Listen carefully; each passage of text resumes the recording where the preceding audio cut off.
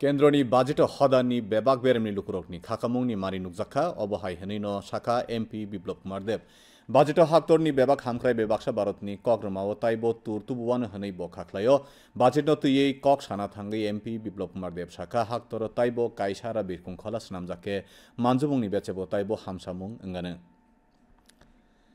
उत्तर प्रदेश এই বাজেটের মূল বিষয় হচ্ছে এই প্রথমবার মধ্যমবর্গীয় যে ব্যবস্থা রয়েছে ভারতবর্ষের মধ্যে মধ্যমবর্গের লোক তাদের জন্য যে ট্যাক্স রিডাকশন সেটা 12 লাখ টাকা পর্যন্ত করে দেওয়া হয়েছে। এটাতে বড় মাত্রায় সরকারি কর্মচারী থেকে নিয়ে 12 লাখ টাকা পর্যন্ত ইনকাম যারা আছে এরা ইনকাম ট্যাক্সের বাইরে চলে গেছে, লাভবান হবে। অন্যদিকে যেভাবে জীবনদায়িনী যে মেডিসিন সেগুলোকে ডিউটি ফ্রি করে দেওয়া হয়েছে আর তার সঙ্গে সঙ্গে ট্যাক্স রিডাকশন বাড়িয়ে দেওয়া হয়েছে। আর বিভিন্ন ক্ষেত্রে মধ্যমবর্গীয়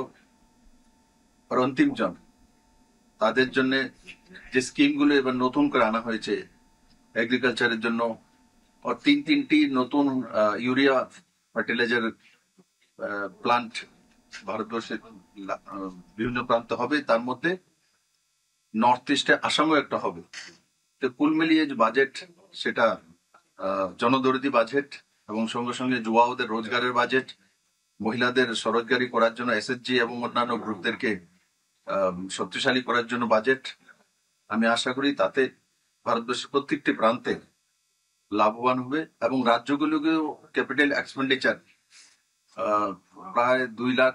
কোটি টাকার কাছাকাছি ক্যাপিটাল এক্সপেন্ডিচার যাতে লোন নিতে পারে এক্সট্রা সেই ব্যবস্থাও